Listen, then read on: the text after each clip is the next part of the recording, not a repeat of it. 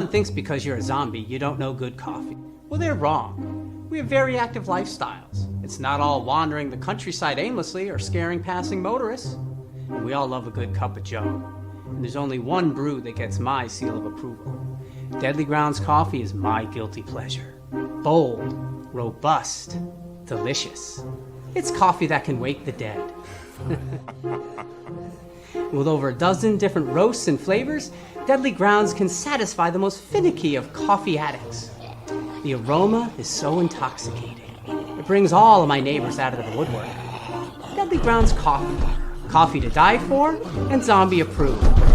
It's good to get a little deadly.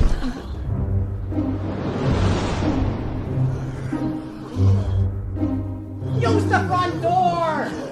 Oh, they're so disgusting.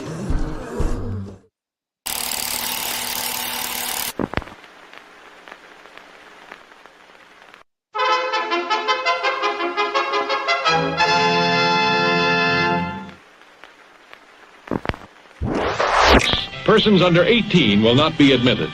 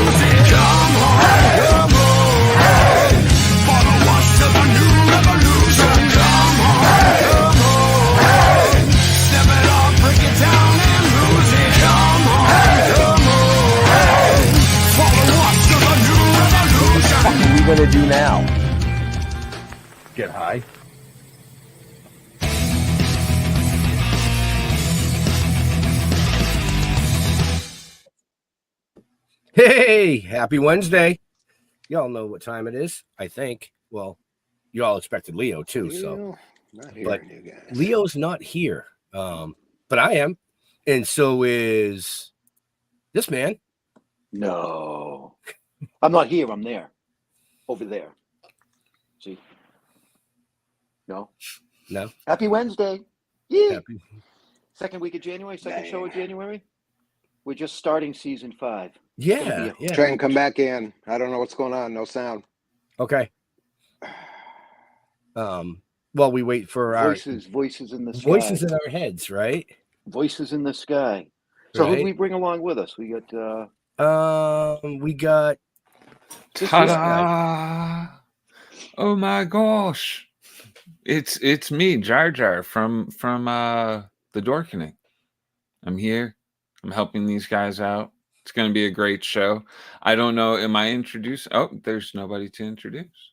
Well, he's having apparently that was the voices in our head. He couldn't hear. He lost his audio. Well, just his hearing. That's old age. We all lose our hearing. You know. So but he'll be back in. Well, he is back. At least he already knows the rules. Right. And Jar Jar, I'm gonna bring him in to see if he has his hearing, if he can hear us. So go ahead and introduce him real quick. Ladies and gentlemen, all the way from I don't know, but from no, he was on My Three Sons and like a ton of other things that may be small roles, but like still amazing. Like Mr. Stanley Livingston. I screwed up your name the first time. You See, did. it's good you had to go. Wow. You didn't get to hear it. I didn't get to hear anything. I couldn't see anything. Every time I do a show where there's something that happens before I come in, that's it. It goes away, and I got to dial back in. I don't know what that's all about, but here I am. How are you doing? I'm doing great. Can't complain. Been busy since the beginning of the year, so Nice. I'm off to a good start. Good. Where are you coming to us from? I'm in California, Southern California, out by Palm Springs. Oh, nice. Yeah. I Right. used to lived in LA my whole life, so this is a new experience out here. That explains the problem. It's LA. It's California. That'll do it. Yeah. It's all that crank on the phone doesn't work as well out here. Right? Yeah, I was going to say it's all that quote smog they claim it's blocking the airwaves out there. Yeah, we get hurricanes now too, apparently. Right. Oh, really? Yeah, we had that last year. I think it was in May. Hurricane came up right through the Gulf of California and just kept on coming up right through the Coachella Valley. Wow. We just got smacked with like 1.5 feet of snow where I live. We had snow here 2 days ago. Oh, no kidding. Yeah, that's like a very unusual for us. Usually it's more like February, March. We'll get a couple of days of snow here. Huh. Come to California. It's the New England. There you go. Right. Yeah, or California sitting where New England was, and it's probably down by Australia or something. I don't know. I think all these tectonic plates are shifting around. I would definitely take the California sunshine here in New England anytime. Oh, yeah, right now. Our weather is actually, I think, the best of any place I've ever been. We have cold days, but our cold days are more like 58 degrees, 53 degrees. Oh, that's perfect. Our warm days usually don't get over we 100. had that here yesterday. There you go. But it poured. It was raining the whole day. Wow. Yeah. So the weather patterns are changing everywhere. Right. Global so warming. There you go, folks. We're doing weather reports tonight. Yeah. So let's, I guess, jump right into it, right? Hey, how did you get? I know you started off younger, doing other stuff. I'm sorry, by the way, I only had 2 hours to prepare for this. I'm filling in for another host that decided that couldn't make it tonight. Leo. But how did you get tapped for My Three Sons? Well, it was actually a pretty long road to My Three Sons. I started in the industry in 1955. My Three Sons didn't come along until 1960. So, I started out as a child actor. My mother took me to a swimming school in Hollywood and wanted me to learn how to swim. And the lady who ran the school was very publicity minded and got a bunch of publicity for swim school. And because of that, Hollywood type people started bringing their kids there to learn how to swim, producers, casting directors, agents. And there was an agent there who represented children, and she thought, I was pretty extroverted and cute, and she thought I'd make a good candidate to be a child actor. So she kept pressing my mom. My mom finally relented, and I started out as most actors do. I was an extra on some shows where I was just a neighborhood kid, didn't have any lines, and just mixed in with a bunch of other kids. And I guess that about a year of that, and then I did an episode of Ozzie Harriet, for which I was cast again as an extra. And the storyline was Ozzie was selling Christmas trees in his backyard to make extra money. And he has a prospective client out there, and the joke was it looked like a mini forest in his backyard. And lo and behold, about 6-7 kids come marching out of this forest with backpacks, sleeping bags, and we kind of walked off. Anyway, I don't know why Ozzie picked me out and called me to the side and said, hey, I want you to say this line. He told me what to say. He said, when you get right to this spot, I'm going to put an X on the floor. Don't look at the X, look right at me and say the line right to me, and then turn right and go out of frame. So I did that, and they moved the camera in closer, did a close-up, and at the end of the day, he went up to my mom and said, geez, I really liked him, and I'd like to have him back again. Please leave your contact information with my secretary. in the front office, and whoever thinks any producer or director is going to call you back, that just doesn't happen. But in this case, it did. About a couple months later, my agent got a call. They were looking for a neighborhood kid again in Ozzie and Harriet, and he called on me, and I went in, and this time I had a bunch of lines. So, and also because of that first line that I got on camera, I was able to join the Screen Actors Guild. So at the age of 6, I was actually a card-carrying member of the Screen Actors Guild and a professional actor. So between 1956 and 1960, I probably did 15 episodes of Ozzie and Harriet. Did a bunch of other period shows that I can't remember the name of back in those days. Started doing movies. I did a movie, I think it was in 1957, called The Bonnie Parker Story with Dorothy Provine. It was an early Bonnie and Clyde movie. And it was made to be double billed with Machine Gun Kelly with Charles Bronson. So it ended up in a lot of drive-in theaters, and it was a double bill in regular theaters. And then while I was doing Ozzie and Harriet, there was another show shooting across from us that had a dog. It was a Basset Hound, and I was a dog person. So on my breaks or during the lunch hour when they would open up the big stage door, I'd go wandering over there and play with this dog, whose name was Cleo. And he was actually a cast member of the show across from us. Anyway, one day I was, just talking to the dog, talking to the trainer, and this guy came up to me in a suit and said, "Who are you? And what are you doing here?" And I thought I was in trouble. And he sat there and talked to me, for probably about 10 minutes. It almost felt like an interview. And then he said, "Gee, I'd like to meet your mom." And I go, "Am I in trouble?" And he said, No, you're not in trouble." He goes, "But I would like to meet your mom." So I took him across the street to stage 5, where my mom was waiting for me.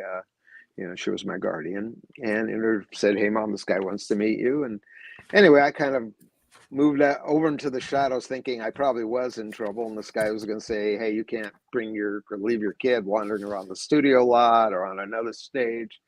But anyway, what it turned out to be was the guy that I brought over, and I didn't know this, he was just, an adult to me, was Jackie Cooper, who was a major film star, probably in the 30s and 40s. He and Shirley Temple were the two big stars. The show that they were shooting across us was a show called People's Choice, which he was the star of and the producer and director on. And somehow, I guess meeting me made a light bulb go off in his head. About 3 months later, he wrote a TV pilot for me. And it was based on a movie that he did in 1931, for which he was nominated for an Academy Award. The director won the Academy Award. It was a movie called Skippy. Yeah. So he took the basis of this TV pilot out of Skippy and kind of tweaked it a little bit for TV and hired me as Skippy. My name was above the title. And anyway, we shot it in December of 1958. And it didn't sell. And I never saw it till very recently. But I always wondered how it turned out. About 3 years ago, I ran into somebody contacted me on Facebook, and I recognized the name. And it was the name of the guy who played my best friend in Skippy. So, called him up and we're chit-chatting. And I said, "Did you ever see Skippy?" And he says, "Oh, yeah, and I've seen it dozens of times." I said, "Well, how did you see it?" Because I don't even have a copy. I never saw it. I went to Jackie Cooper's house at least twice.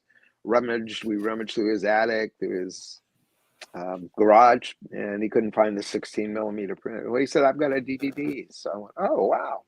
So turned out he was coming down to Palm Springs in December. So about 3-4 months later, he gave me a call, and we hooked up, had lunch, came back to my place, and I finally saw Skippy, which didn't realize what an important stepstone that was in my career. Because what happened back then was, after we made the thing and it wasn't going anywhere, it didn't seem like it was going to sell. And I think Jackie Cooper went on to another TV series called Hennessy.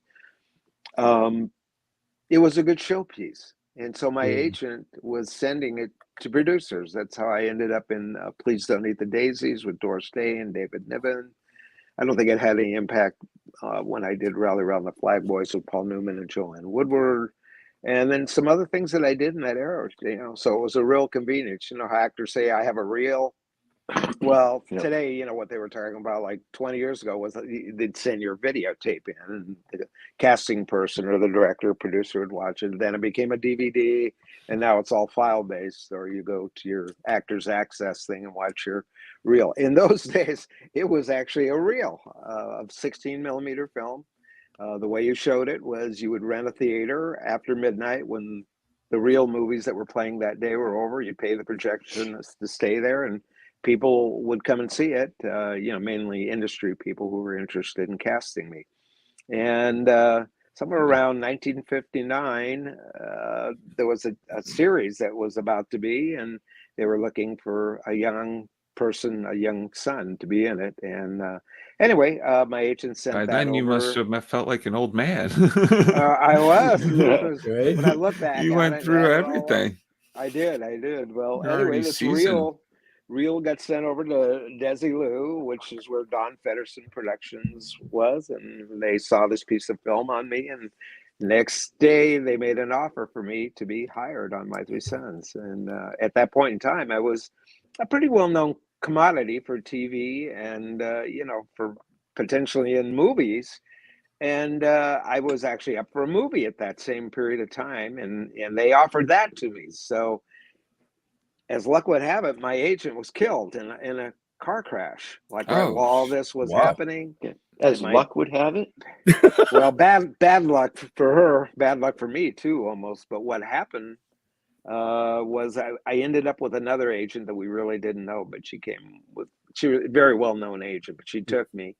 And, you know, we had to rely upon her what to take. I was up for a movie called, well, it was the Huckleberry Finn remake. And I think it was starring Tony Randall, but I would have been Huckleberry Finn. Anyway, my agent suggested I take this series. I'm sure it was, you know, not a lot of self-interest there. She was probably looking at the Huckleberry Finn go, TV series, 39. So she suggested I take the series, and it turned out to be the jackpot. You know, it's a series starring Fred MacMurray. It was unheard of that a movie star of his caliber was even going to be involved in a TV series outside of doing an occasional guest spot on the Lucy show. But he was. And because of that, the ABC network handled that show with kit gloves, and Fred MacMurray with kit gloves, and it went on the air, and it became kind of an instant hit. And who knew it was going to run for 12 years and almost 400 episodes. Yeah, that's pretty amazing. That's how I got into showbiz, along with a bunch of other shows, half of which I can't remember anymore. Wow. So he answered like a bunch of my questions all the way up to that one question that Jar Jar asked. Question. I know. Well, pretty good. You guys can ask some questions. I was going to say, I mean, like like you said, you got your start in what they actually called a group called the Water Babies. Yes, you know, which is something thrown together by the proprietor of the swim school, right? And it worked. What she did is she had a huge swimming pool. It's right on the Hollywood Boulevard, just east of Western. And my mom sent me there to learn how to swim. So I was there from the time I was 2 years old. And you know, another case of right place, right time. And so she cut a porthole, you know, below grade in the side of the pool. It was really kind of fascinating. You went down these steps that were on the walkway around the pool, and there was a little room down there, and it was about a 3-foot piece of glass put in. It was probably 5 inches thick to keep the water pressure out. But photographers could go down there and shoot underwater pictures of us kids. So she would put cars and bikes and swings and, you know, just to make it look interesting. And we'd be under there like we were living our aquatic life. And you know, she ended up in a lot of period magazines, Look, Life, Vogue, came out and covered it. There was a show called You Asked For It on in those days. And somebody asked for it. It was probably her, but they came out, brought a camera, and shot us kids in that. I mean, besides that too, I was learning how to high dive. So I was diving off this diving platform, which was probably about 15 feet high, which you get up there and you look and go, I don't want to do that. But, you know, you finally conquer your fears and learn how to do it. In fact, interesting, this is probably when I was about 7, maybe 8. I was studying diving with an Olympic diving instructor. but not at this pool. There was another place called the Hollywood Athletic Club that had an indoor pool that also had this amazingly high platform. And that's where I would learn how to swim. Anyway, the guy who was there learning, and he was ahead of me, how to swim, was Tony Dow. So I knew Tony all the way from the time I was about 7 years old, and neither one of us was, in show business. I guess you could say we were on the periphery of it. But a couple of years later, he got cast as Wally, and I started doing those Ozzie and Harriets, which was the trajectory to where I ended up. That's very cool. Well, now your brother was also in My Three Sons too, right? Yeah, he was in My Three Sons. He was actually also in Rally Around the Flag Boys with me, but just briefly. I went out on the interview, and there was a bunch of kids, and they got it whittled down to 3 of us. And I think we met the director, and then the next thing I found out is I had it, and they asked me to wait. So my mom, was the person that brought me there, and my little brother was tagging along. He was pretty young then, and so the casting person was talking to my mom, and he said, "Well, who's this other little boy?" And she said, "Well, that's Stan's brother Barry." And so he said, "We're looking for a little brother too. He'd be perfect. Is he an actor?" And so she just said, "Well, yeah." Sure and is. So he got hired. And anyway, the first day of shooting, the director was Leo McCarey. I don't know if that rings a bell, but he was a famous director, especially probably at the apex of his career about this time. But he was the guy that originally put Laurel and Hardy together as a team. And wrote a lot of their films, but he was directing this movie. So our directorial challenge was to sit there and watch a TV set. And when Paul Newman came in the door behind us and talked to us, to ignore him and just focus on the TV set. So we shot it once or twice, and then the director came up to my brother and said, "You're not looking at the TV set. You're looking over here. I need you to look over here." And so Barry went, "Okay," and we did it again. Came back out, came the same direction. We did this about 3 or 4 times, and I could start seeing steam coming out of this guy's head. And by noon, they took Barry to an ophthalmologist, found out he had crossed eyes. So it was never going to look like he was looking at that TV set. Anyway, by 1 o'clock, I had a brand new brother, and we shot the scene over with some guy named Ralph Osborne. So my poor brother, that was his first experience in show business, and he got fired. But it was a very fortuitous firing because he ended up getting glasses because it would change his whole appearance. Every little kid, and his hair was more blonde back then, so he, looked a little bit alike. But it gave him this whole new glasses look, and then about a year or 2 later, he got buck teeth. He kind of had the Mr. Moto look, basically, especially when he got a Mo Howard haircut. But he was darling looking, and that actually broke the ice because most of the kids working back then looked like me, or they all seemed to have red hair. And Barry kind of pioneered this quintessential nerd look for being a little kid. And he'd do all kinds of parts where he was supposed to be intelligent, a brain, or a scientist, or whatever. And that look really worked for him. So, he milked it. He ended up doing some movies after that. He was in The Errand Boy with Jerry Lewis. He had that great scene. Do you remember the movie where he went up and got the jelly beans down? He worked in I think it was part of the restaurant. And there's 3 kids that come up to Jerry Lewis, and there were some jelly beans in this giant glass urn.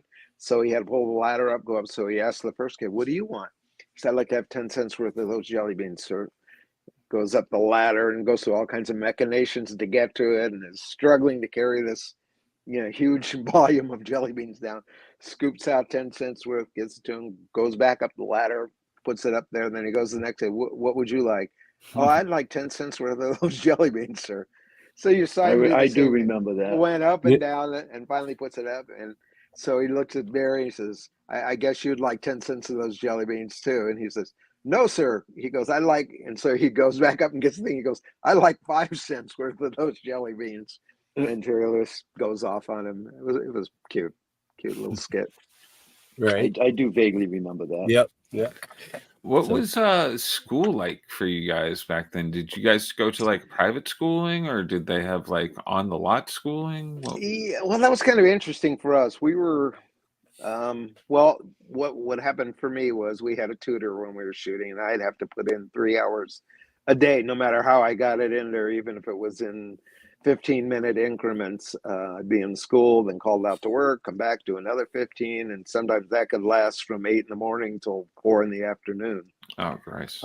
Yeah, so it was kind of weird. And then some days I'd come in and I wasn't needed till, like 11 o'clock. So I'd come in at 8. By 11, I was through with my schooling and had done the day's school. But in between seasons, Barry and I were one of the few kids that actually went back to public school. Most of the kids in show business went to a place called Hollywood Professional School, which was on Hollywood Boulevard. And, most of the kid stars of that era all went there. Even people in the music industry. I know David Marks from the Beach Boys, he went there. Oh. Almost everybody that you saw on TV went there. And for some reason, our parents decided they didn't want us going to be with just child actors all day and talking about our careers and probably having your head swell up, could get full of yourself. So they said, you guys are going to public school. You just have to deal with it. So we did. And yeah, it was, I think that was the right move, actually. Right. It was, even though we were reticent about it, but looking back on it, that was the right thing to do. And it was tough though. I got to tell you, kids are less understanding than adults. And my friends, because I went to the same school, but all of a sudden here's this guy going to school and he's on TV. It's like, well, why are you on TV? And, I had explained that I had an agent and, it was getting me work and, it didn't make any sense to them. So it was either a case of kids loving you or hating you. That's the way it worked. Right. They wanted to be your friend or they wanted to kill you. That's kind of how it came out. So, and that was the case all through high school. There were people that, cozied up and wanted to be friends, and some of them turned into real friends, and others were just friends for the moment when they met me. And then other ones were like, see you after school. Don't make me come get you. Oh, jeez. I know. There's a lot of tragedies that have come out of child actors, and yes, there is. Yeah, it's so unfortunate. A lot of those people had bad lives. I don't think it's so much the experience of actually being in the industry. It's how your parents relate to you, and it really depended on the kind of parents you have and how sensible they were, or whether they were putting you into show business so they had another revenue stream, and we're going to end up taking all your money, and they just looked at you as chattel. Our parents were really good, and we always had the option that if we didn't want to do it anymore at any point, we could always tell them and we didn't have to do it anymore. But it was kind of in my blood all the way from the time I started school. When I was in kindergarten, first grade, I always wanted to be in those shows, that they had in the auditoriums. And I guess my parents saw I gravitated towards that, and I was getting the part. So they thought, well, and then that opportunity came along with the agent to kind of take it to another level, and they were with it. And when we were making good money, my parents weren't taking the money. Most of it was put into a trust fund for me for when I was supposed to turn 21, although that ended up changing to 18 at some point. And so good parents.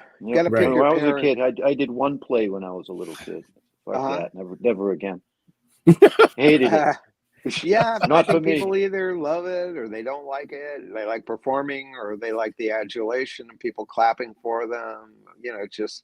Or some kids are shy and they don't really want to be in front of people. You really have to find your place there. This goes even for today for people wanting to do this. Right. I think people get into it for the wrong reasons. They look and go, well, I could be rich, or I could go to these parties, or I'll have a mansion, or I'll have a Lamborghini. And that's their motivation. That never works out, And if it does, you got to do it because you want to do it because you love it. Right. You love the work, and you would do it even if you were doing it for free. Because a lot of times you will be doing it for free. So, yeah. Well, so outside of just acting, you've done just about everything in the industry. You've done some directing, producing, editing, special effects, writing. But I want to go past that to way back when you were about 11 years old. You actually were a singer. Well, thanks for saying that. Well, like singer wannabe? I mean, sang. I can't yeah. say I was Yeah. a singer, but it was during that era Well, when, people on TV, especially teenagers on TV, were being offered a chance to record a record. Paul Peterson had My Dad, which was a great song, and she can't find her keys. Johnny Crawford had a song out. Shelley Fabre had Johnny Angel. And I consider Lee Shelley's song probably the most realistic, real song. I mean, had she not been on TV, that song would have been a hit. Even the way she did it would have been a hit, and she was great. Well, I got offered Hairspray, Yep. so right there you knew it was a novelty song. It's kind of like the Flying Purple People Eater, but I got more play. So I went into a studio, and the producers recorded that, and I think it sold 2 copies. I think my mom and my dad were the people that bought the 2 copies. But it got a lot of Lo airplay. and behold, it became a #1 hit. Doesn't say much for that, but in Stockton, California, which is where they load cattle on the trains or something there. I don't know what they do. I will say it's this, a very though, rural town. it made it into the top 20 in Boston. So I've heard that over the years. Coast to coast. In a certain place, it was a novelty song. To be fair, it was cute, and so it was just a weird episode. I remember I went to Stockton and I did a live show with Shelley Fabre, with Duane Eddy, the guitar man, Eddie Hodges. There was somebody else, I can't remember who the 5th person was, but I remember Shelley and I were totally terrorized because we I don't sing live, so oh no, you don't have to do that. We put the record on in the back and it goes out through the PA and you just lip sync it. You look like you're singing what they would call Milli Vanilli, style. So I'm Milli Vanilli-ing this song and all going, God, please God, don't let that record stick. Or keep repeating itself. But somehow I made it through. Shelley made it through. Even Duane Eddy, he didn't lip sync, he guitar sang. And the only person that sang live was Eddie Hodges. He had brought music with him. They put that music on, and he had a microphone. And man, he could sing. He was a real singer. In fact, he was in the movie A Hole in the Head with Frank Sinatra. Wow. And I think he did the song with Frank Sinatra.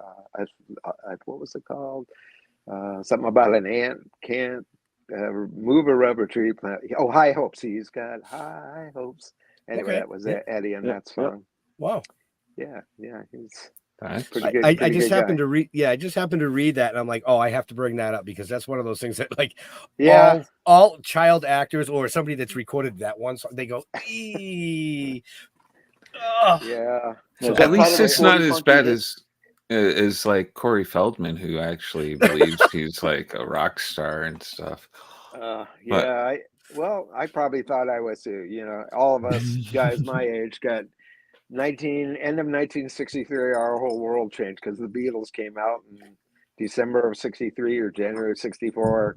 I was standing in line at Sears to buy Meet the Beatles, and next day after that I had my Beatle boots, and I didn't want to cut my hair anymore, so I only cut it when I went back to work. So I was a convert. It was like a cult. And I went out, bought a guitar. Dumb, I didn't know what kind of guitar to buy, so I went to a pawn shop. And any guitar looks good if you don't know what you're doing. So I picked one off the wall. The frets were the strings were about that high off the frets. And the neck was about 6 inches wide. It was a what do you call it? Metal string classical guitar. So about 3 days later, my fingers were all bleeding. I didn't know anything, but I learned how to play on that guitar. So about a year later, somebody said, well, you should buy like a real guitar, be a little bit easier to play. So went to Wallach's Music City in Hollywood, and I bought a Fender Mustang. Which made your hands all soft. Yeah. Tapered neck. The strings were slinky. They didn't abuse your fingers, and they were, 1 nano off the fret. So it wasn't any struggle to bring those strings down to the fret to make the noise. So when I had that Fender Mustang, for about 10 years, about 2 years later, I bought a Gibson 335 cherry body guitar. And it was pretty good, as a guitarist back then. And can't say I was a great singer. No, I had to give it up when I was about 19, I guess it was. My daughter was born, And it was a choice of, do I want to be up all night because the guitar is waking her up, or do I want to sleep? So, and I decided, I better really kind of focus on what I was going to do. So got rid of the guitars, bought cameras, and, editing equipment. And I go, man, I better learn how to do this. This is kind of where I'm known.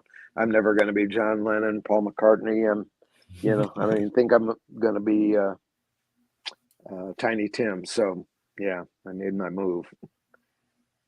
Okay. My brother's still doing it. Barry plays professionally. Yeah. He's plays probably almost every week in a club somewhere. He tries out new songs, and he and his wife's a singer as well. They're both, really, really good. And his son is amazing. Yeah, he's really perfect.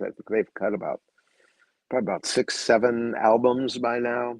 Wow. His name is Spencer, and his wife's name is Alex. They just got married. They've been together about 5 years, and they're a group known as Living More, and now they're known all over LA. They play everywhere. Yeah. No kidding. Yeah. Well, you can find them on the internet. Look up Living More. You'll be surprised. I just wrote it down. I just wrote it down. Because those are the types of stories that we love to bring on the show. Mm-hmm. It's not just, the famous actor or the famous actress. A lot of other shows that we've done are people that have written books that nobody knows anything about. You know what I mean? We find interesting stories. Yeah. Well, when you're in this profession, that's what you got to do. You got to open the hood and look below the surface. It's like opening up a Corvette and finding out there's a Ford engine in there or something, or a Jaguar that's got a Chevy engine. It's like, wow, how did that happen? It sounds like you've had a pretty nice little stroll through not celebrity hood, but acting hood. You any roles that you went up for that you really wanted that you didn't get? Yeah. It was difficult for me. Well, for every actor who was on a TV series and was a known quantity, and in a sense was stereotyped.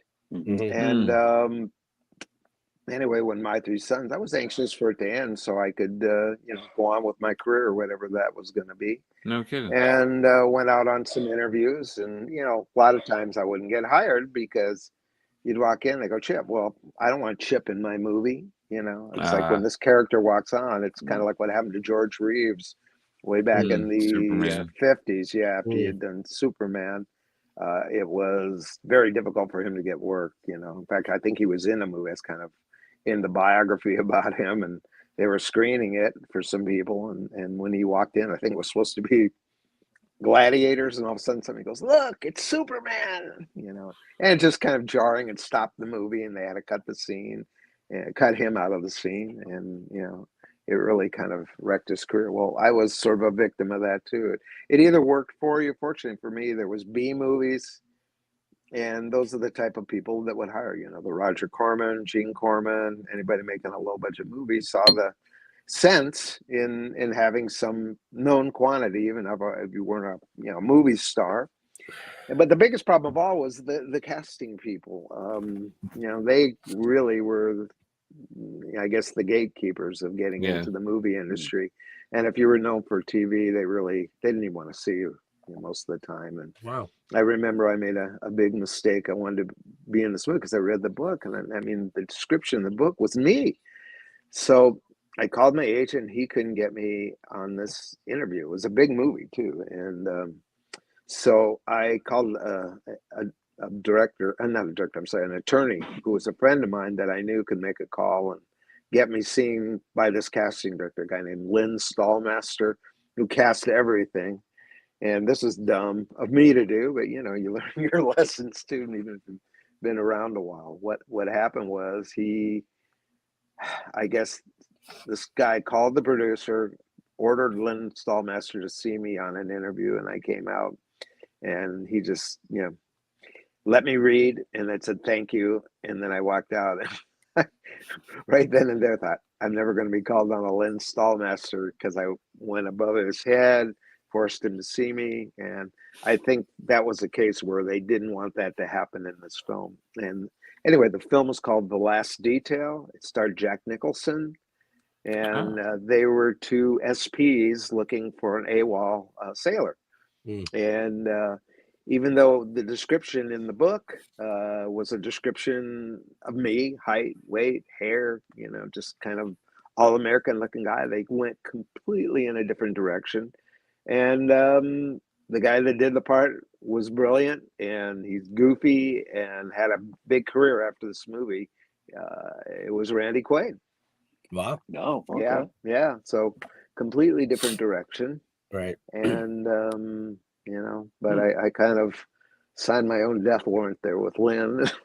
It's like, I never saw him again to apologize to him. But, when you're 21, 22, and that was one reason I kind of, wanted to move into behind the camera. Right. I really never liked that process, even though that is the process. And if you're doing it today, that is the process. But what happens is, I got tired of just sitting there waiting for the phone to ring with my agent saying, okay, go here tomorrow.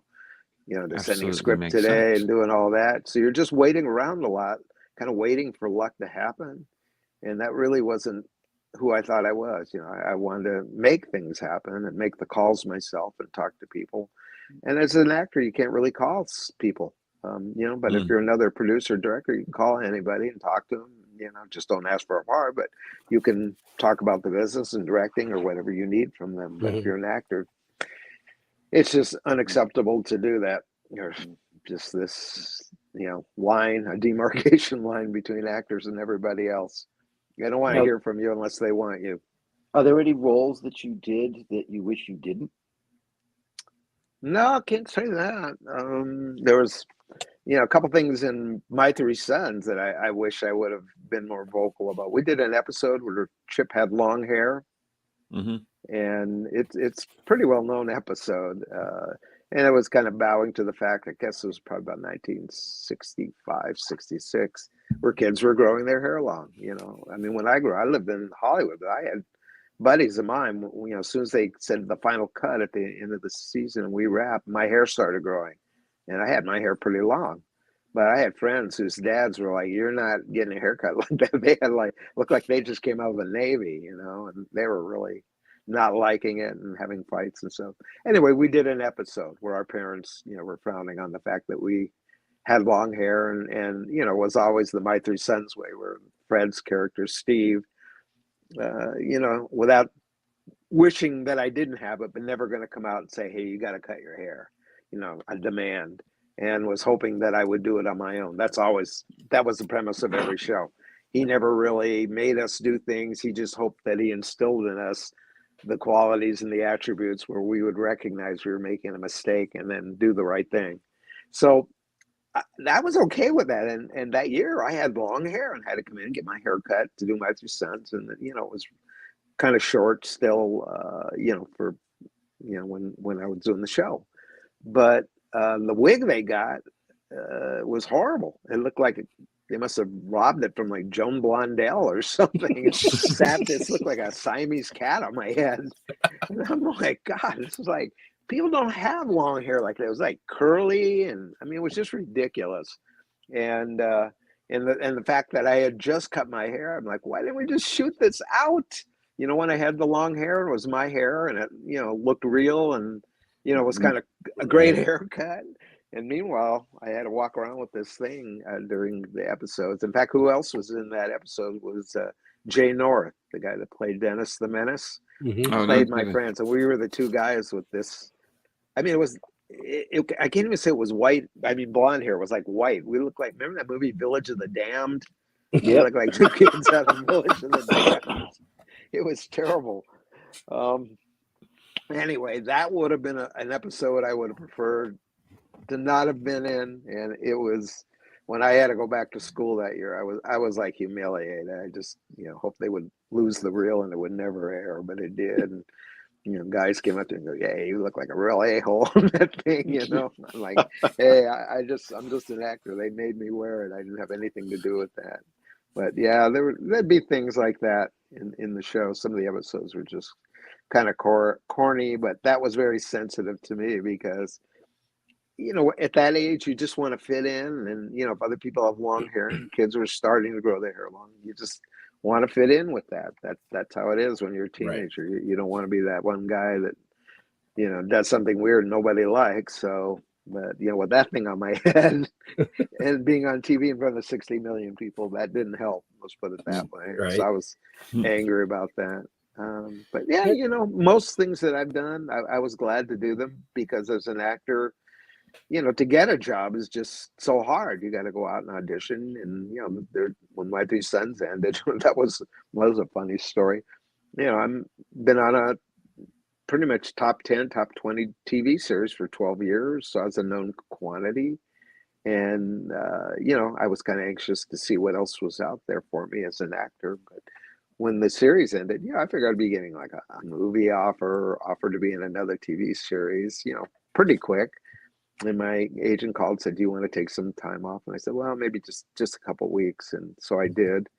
And so he called me and said, "You ready to go back to work?" And I went, "Yeah." I said, "You got something?" He said, "Yeah, I do." He says, "I got an interview for you tomorrow." And I'm thinking he's going to say, you know, another Jack Nicholson movie. No, it was a McDonald's commercial. And I'm thinking, wow, one day I was a TV star, now I'm doing a McDonald's commercial. So I thought, okay, I'll do it. You know, I want to go out just because I got to get started somewhere, because I'm back to square one is what was dawning on me. So I get to this room and there was about 100 other guys that looked just like me, you know, and had to learn the lines and had to stand up and stand. And I don't think I did a great job, because I was more in shock of where I was, or, you know, whatever I thought was going to come next. This wasn't it. Had to stand up there and hold a hamburger and go, you know, it's great. It's got a pickle and a lettuce and tomato and, you know, all of the things they always would say about a McDonald's hamburger. I don't think my sincerity was there that day. I came home and I remember flopping on the couch. My wife going, what's wrong with you? I go, well, I just got my first interview. Just went out for a McDonald's commercial with 100 other guys. And yeah, so how do you distinguish yourself, the 100 other guys? But then, you know, I thought, okay, look, forget it. This is the route you chose, so you better get back to acting school or whatever you're going to do about it, and get serious about whatever's coming up. And, you know, went out on actually a Honda commercial a couple of months later, and I got it. And the same day I went out on a Kemper insurance commercial, and I got that one. So I had two commercials that I nabbed in one day. And the commercials were actually being cast in this same building. It was different people. But so my agent calls out. He says, "Well, you got a problem." He goes, "You got them both, and they both shoot on the same day." So he goes, "Do you ride a motorcycle better than you ride a horse?" And I said, "No, I probably ride the horse better than the motorcycle." So I ended up taking this Kemper insurance commercial, and I had a ride on the back of a horse. I wasn't really riding on the horse, and that was the problem. I knew how to ride a horse really well, but I was supposed to jump up and back of the guy who was in the saddle and hang on for dear life. But we shot that all day long, and lo and behold, I found out at the end of the day, a lot of those stunt guys got hurt. The cinches were breaking, and they were falling off. And the very last shot I was in, I thought I was done. They knocked on my dressing room trailer, said, "Oh, director wants to get one more shot of you coming at the camera. And then you turn and we whip pan around and you guys are riding the horses into the sunset and it's coming up. So get out here right now." And so we did it. And so as we're shooting, when the horse would turn and make that turn, the inertia would make me go that way. And it was because I didn't have any kind of stirrups to push back on. So one of the guys would kept butting me with his shoulder to get me back up straight. And so he did, but the guy in front of me that had the reins and had the Kemper insurance flag, he starts yelling at me, "Jump, jump." He goes, "The cinch just broke. The saddle's going." So the saddle started going.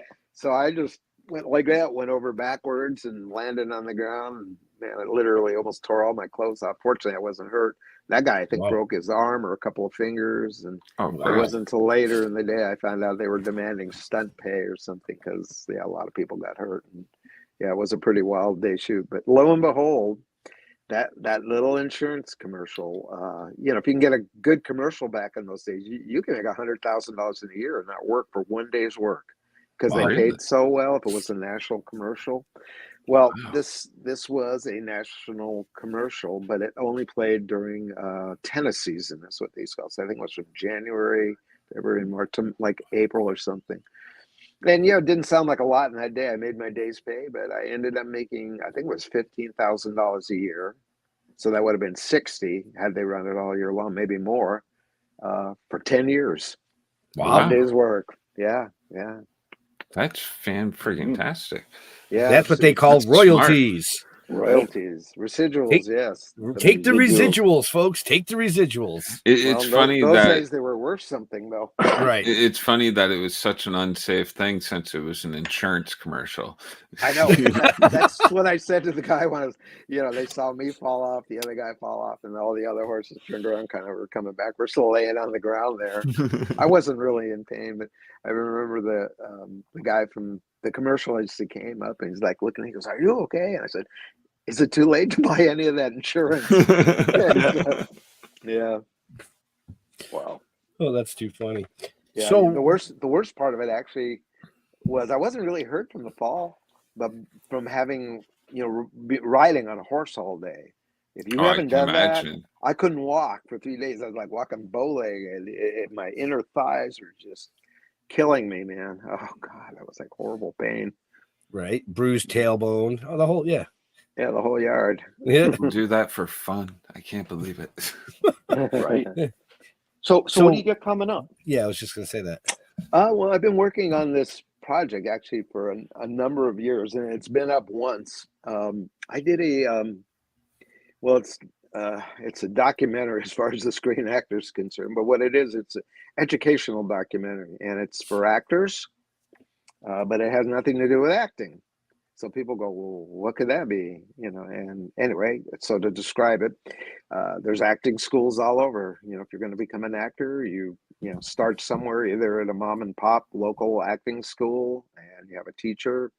You go to junior college, university, you go to New York, you go to the Actors Academy, or wherever you want to go. There's acting schools everywhere, and they're really good at training actors in the art and craft of acting. The problem for actors, and this has been an historical thing, is that there is just never been a program or a course you could take on the business side of being an actor. And almost anything you do in life is kind of a two-component, deal. If you're a chef and you love to cook and you have great recipes, well, that's well and good, and you've got that down.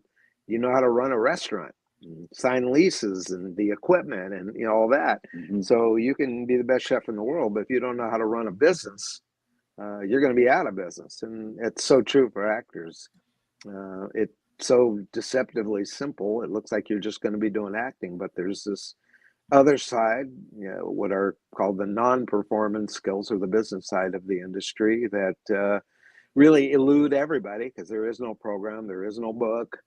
The few things that are out there is get a reel, get a resume, try and get an agent, try and get in the Screen Actors Guild. And when actors accomplish that, they think they're done. Anyway, I put this program together. It covers about 65 topics. And it's not me teaching it. I decided to bring in just about everybody I either worked for or worked with. So I brought over 100 people from the entertainment industry to teach the program. Wow. It's not just actors, but I brought in directors, agents, managers, talent agents, casting directors. I brought in the president of the Screen Actors Guild, the president of the Directors Guild of America, and they all teach this program that's dedicated to the business side of being an actor and what you need to know. So you have the opportunity to go out there and do it for yourself and reinvent the wheel. And that'll probably take you 10 years. That's just normally how long, if you even learn it at all, because it just depends on the experiences you're going to have. Or sometimes you make mistakes and you're in the business and then you're right back out, never to get back in again. Or, like I said, this is a 10-hour program and you can sit there and watch it, can binge watch it, or you can watch it over the period of a week and learn experience that have been there and done it and are really divulging everything that they did that worked to you. So you can take that and implement it for yourself. In fact, over 50 of these people have either won or been nominated for Academy, Emmy, and Golden Globe Awards. So wow, I call them the horse's mouth. Anyway, it's a project called The Actor's Journey. We're just getting ready to relaunch it. I've got everything almost done on it. The website's built, but not up yet, not visible. And we're just uploading the video right now. And once it's up and tied together with our website, then people can go there and start watching the segments that are there, and they're reasonably inexpensive. I think they're $5 an episode or something like that. So we tried to keep it as inexpensive as possible. So no matter what your financial situation is, you don't have an excuse not to be viewing this material and implementing. Yeah. Wow. Anyway, so I'll be remembered for that's My pretty Three cool. Sons, but I'd rather be remembered for this because My Three Sons entertained a lot of people, but this is for all actors, that are here Right. now or are gonna be here. It's the same proposition as it always was. Well, getting that I don't know why know-how is somebody gold. didn't do. Yeah, I don't know why it never. It always perplexed me that there wasn't something like that. I saw it decades and decades ago that people coming here from New York, from the Actor Studio, from Yale, these prestige schools, and not knowing anything about the business, and they're just lumped in like everybody else who just got here. In fact, that's good ideas. Don't come here at first. That's kind of what we teach people. You don't need to come here. You need to start where you are and get a feel for it, see how it works for you, because you may decide you don't like it. A lot of people think an acting career is one thing when it really isn't. They see all the parties, the lights, the glamour, the girls, the cars, mansions, and for 99.9% of actors, that's not their life. They're struggling, like to get their next interview, or struggling to get an agent. And how do you get an agent? So there's just so many things, but there are things you can do to enhance your prospects of accomplishing those tasks. And it's not like you ever get into the position where you can relax, because some of the people I had were known actors, and then they hit a predicament. It's like the agent that I just had for 38 years. Just drop dead. How do I get an agent? Right. or they drop you. You get a letter from your agency saying your services are no longer needed, and they might have looked at you and go, "You're a dinosaur, not working enough for us to keep you on." Some really crazy stuff goes on. Right. But, we wanted to be totally transparent about all the stuff that can happen to you. I mean, we even cover the advent that you become a star, which comes with its own, bunch of problems. There's things that happen to people that become stars that shouldn't happen, and, can do something about it preemptively if you're aware that that's what's going on. We covered everything, soup to nuts. Well, so in fact, most people run with blinders on, so they just focus on what's in front of them instead of everything else that they need to pay attention to. Right. Yeah, it's that probably happens a lot. They're all focused. I just want to be an actor. I don't want to know anything about business. I don't want to know about my money. I got a guy to do that. And then you find out later, they had a guy that handled your money, and guess what? You don't have any money anymore. He took it all, and now you can't find him. Right. So you got to be involved at every level in your career, and that's kind of what we're advising people. You just really can't, throw everything to somebody else to do, or think that they're part of your team, because they're not. They're there to make money too, and they're making it off of you. And when you quit making money, they quit calling too. So and you got to have nerves of steel, because the biggest thing you're going to be dealing with is rejection. But everybody in the beginning goes, I can't get a part. I keep getting rejected. I think I'm gonna have to get a shrink. They're taking it so personally. And I have to explain to them, well, you saw this movie with this big director. Well, unless he developed the film and was hired by the producer, there were probably 3 other directors ahead of him that all got rejected. Yeah. They're at the top level. So when you're being rejected with the best. There's movies that Tom Hanks wanted and somebody else got, or Mel Gibson and somebody else got it. So even at the upper echelon of the industry, people are being rejected left and right. So, not that it makes it any easier, but if they're getting whacked the same way you are, somehow it makes it a little more palatable. Yeah. Well, I mean, Jeff and I have always had the theory of, you can't be afraid of that. You can't be afraid of rejection. It's part of it, but you have to train yourself, how to deal with that, and maybe how to use it, Right. That's what you got to find, is a creative way to do that. So, Without that, you probably wouldn't be a complete actor. You really need to get your ass kicked. Yeah, and I think that goes, and it's not just acting. I think that's in every form of anything. I mean, we started as writing a novel, to spun into comic book series and TV series, animation, and now the show. And a lot of people have asked us, well, how did you get so and so? Because we just walked up and asked. Yeah. Well, aren't you afraid they're going to say no? And I always fall back on the a million times. Yeah, I fall back on the, well, I'm married. I've been married for a long time. I hear no a lot. So you can't let it bother you. You just got to move forward. Yeah, you just keep going, and it's just part of the game, and you can't take it too personal, and or you just weren't right for that thing. So right, something else comes along. It's we just keep opening doors till you walk through the right one. Right. That's a hard concept because I've heard actors go, "Wow, I went in, it was my best interview ever. I get a killer reading, but I didn't get the part." And what happened was you weren't the right actor. It wasn't going to make any difference. They know what they want. They kind of had something in their mind. And like I said, I walked in looking like me in the last detail, and in their mind, they'd already decided they wanted to go with somebody like Randy Quaid. Well, I'm nothing like Randy Quaid. He's probably a foot taller than me, and he's kind of geeky looking.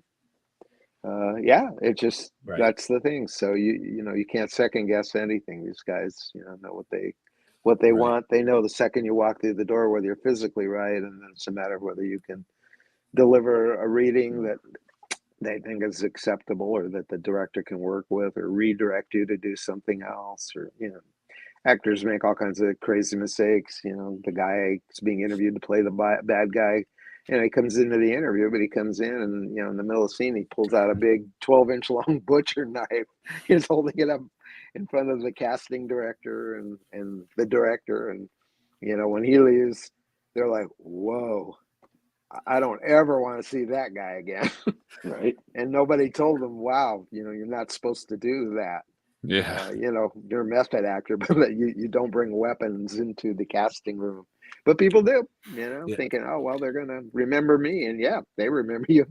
It's like, remember that guy? I don't ever want to see him again. Remember not to call him again. Yes. Right? Lose that number. Yeah, and that's such a small circle of people. That's why I tell people you have to be extremely careful when you're in that room, what you do, what you say, because those casting people all know each other and share information. They'll go, "Hey, don't get this guy Charlie Smith in here. He just pulled out a butcher knife on us." Scared the director, scared the producer. Yeah. So we only have like a couple minutes left with this amazing gentleman. So Jeremy, do you have a last question? I have an odd question. Well, that doesn't surprise me. Are you watching? Do you watch television and movies now? And if so, like, what's something that you would say, "Hey, this is something you guys should check out. You shouldn't miss this." I can't really say I'm that guy. My wife kind of advises me. She watches something. Go, "Oh, you got to see this." We saw a series last year that I thought was really, it was different, and it was really well done. Interesting casting. It was called Beef, Beef. And it just won awards, didn't it? Well, a lot of awards. Well, if you saw it, you'd know why. The actors in it are tremendous. They're all Asian actors, Japanese, Korean, Chinese.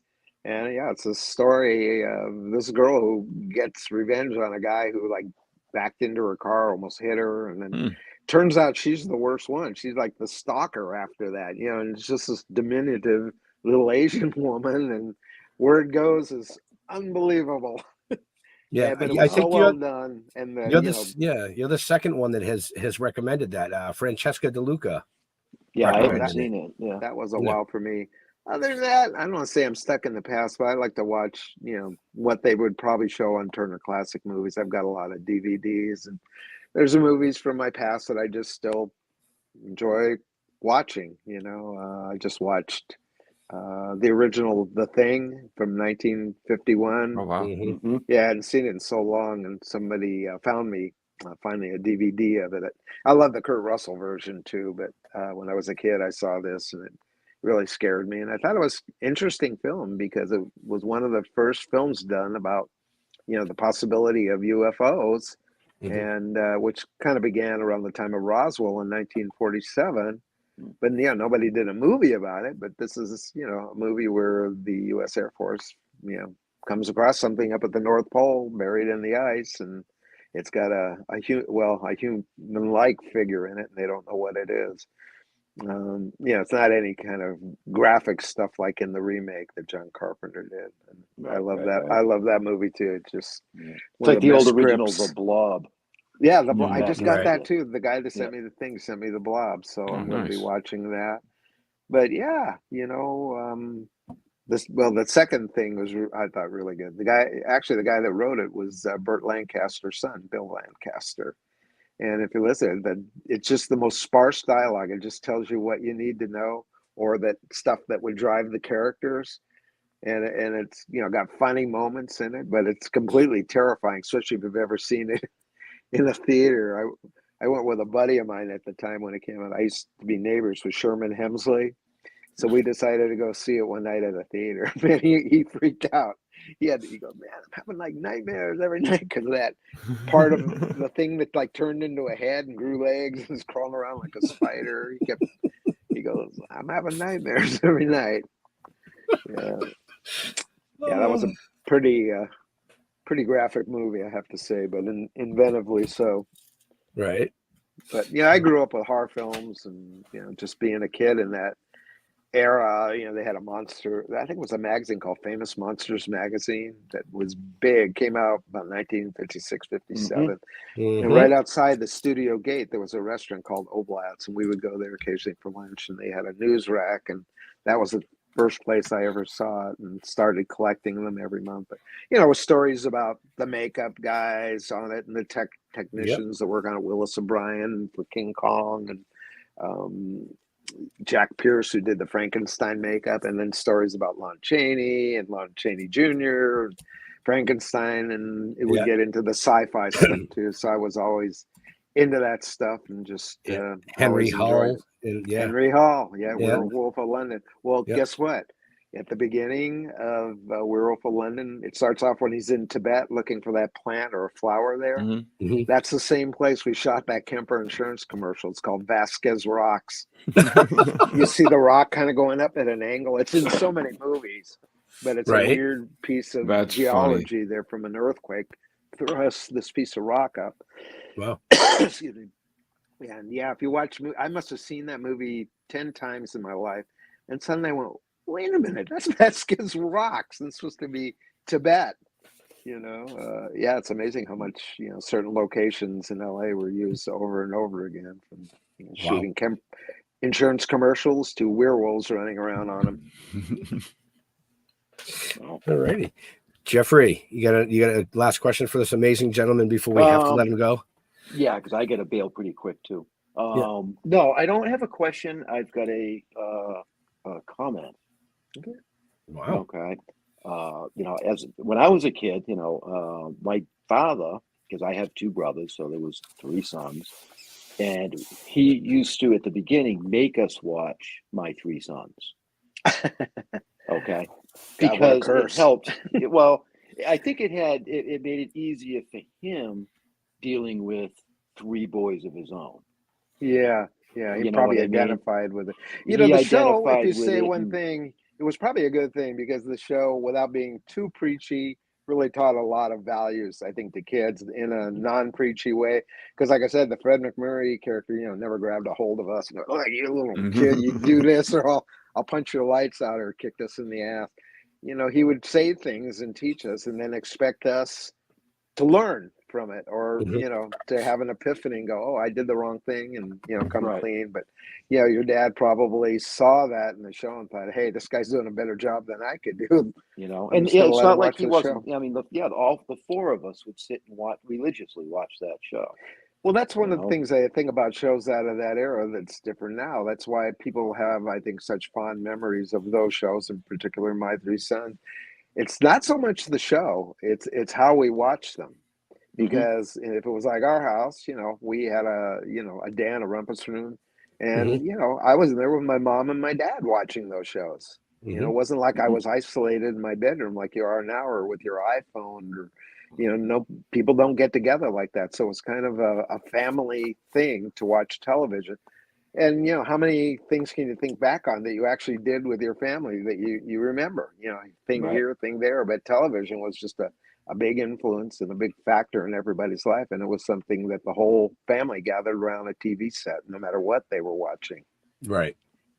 Yeah, But I I wanted to tell you that, because I appreciate that. Yeah, it's a memory from when I was a little kid growing up, and as soon as Ben told me that you were coming on, it came back into my head.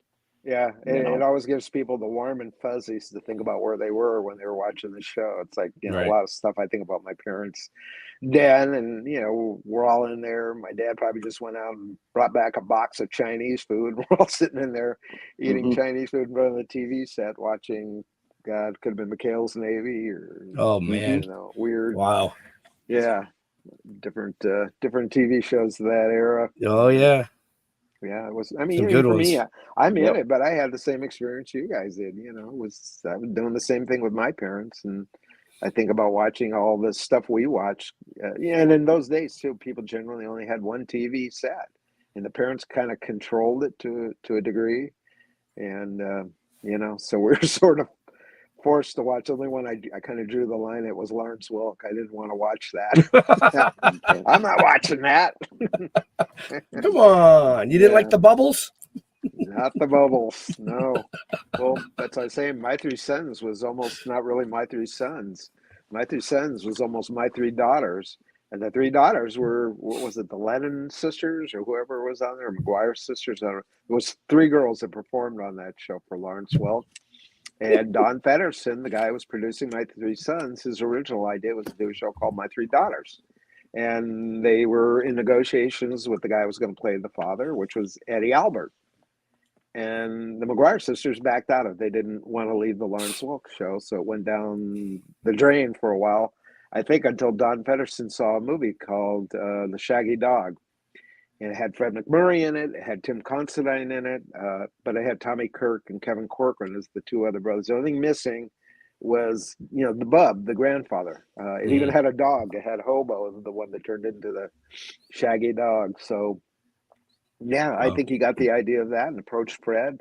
Redesigned the show to be My Three Sons. And right around that time, our worlds, collided. And I came from Ozzie and Harriet and those movies. And Don Grady was just getting started. He was a Musketeer. And I think he was just in a movie called Bob Barker's Horrible Brood. Check your or phone, something.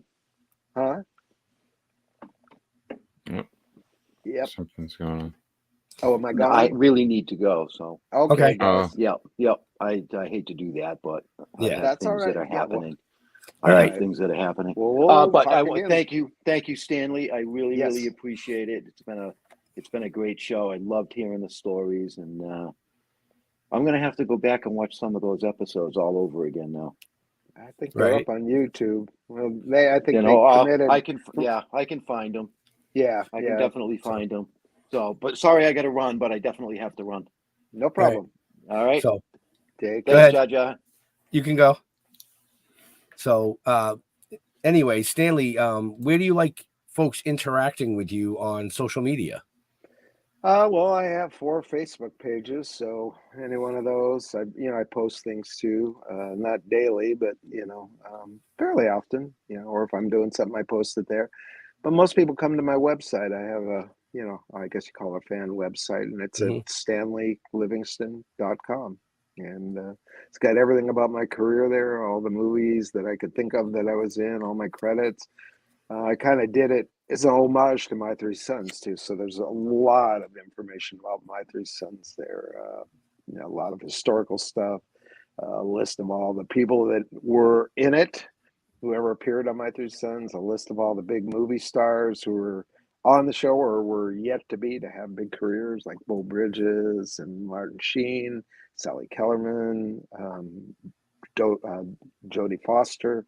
Wow. And then all the different directors that we had and some of their work. The last director we had was Fred de Cordova, who went on to be the producer of Johnny Carson for 20 years. And he was a formidable guy in the industry and knew everybody. That's probably why Johnny Carson wanted him. But he was a fun guy to work with. And then Gene Reynolds went on to do MASH and Lou Grant and Room 222. So yeah, most of these people went on to bigger fame and fortune after they left My Three Sons. The guys who were on behind the scenes. My boss was John Stevens. He was literally the line producer of the show, but he went on to do Simon and Simon, Major Dad, a lot of How the West Was Won as a TV series. So yeah, these guys had pretty good careers too, and some became mentors to me, like that guy John Stevens. I knew him literally from the time I met him. I guess I was 10, he was 22, but we remained friends until he passed away not too long ago. Wow. Same thing with Fred DeCordova. So it's just, that's awesome. Yeah, it's been an experience, and right. Between that and the movies, when I did like How the West Was Won, that was kind of cool. But usually once a year, but it's shut down now. I guess COVID wiped it out. But we had a Cinerama theater in Hollywood called the ArcLight Theater, and the ArcLight is where they would run How the West Was Won, and they restored it back in 2010. And anyway, there weren't a lot of people left alive who were in it, so they called me to see if I would come down and talk to the audience before and introduce the movie and tell a couple stories about making it and about working with Henry Hathaway, who was the director of the segment that I was in. Was divided into thirds. John Ford was one of them, George Stevens and Henry Hathaway, the three directors. So wow. Life just keeps happening. Right. So folks, you can check the show notes up above or down below, depending on where you're watching and listening. All that information is in there, including the website. So, okay. Bye. Jeremy. Hey, check out Splash Pages on YouTube and Facebook every Tuesday night at 8 p.m. Eastern. And also check out The Re-Education of Nancy Ann Ritter on YouTube. It's a great little horror show that I've been doing for a little while. And if you are into buying, selling, and trading comic books, check out Comic Book Lovers Buy, Sell, Trade, and Auction House on Facebook. And that's it. Good night. It's just the two of us. I don't like that one. Yeah. So I want to thank Stanley. I would assume his phone died. That's why he went bloop. Jar Jar, I want to thank you for coming and hanging out and helping out tonight. To all our veterans and first responders, I want to thank you for doing what you do so people like us can do what we do. Yeah, that's what I said. So, I guess that's it. We'll see you next Wednesday. Be safe.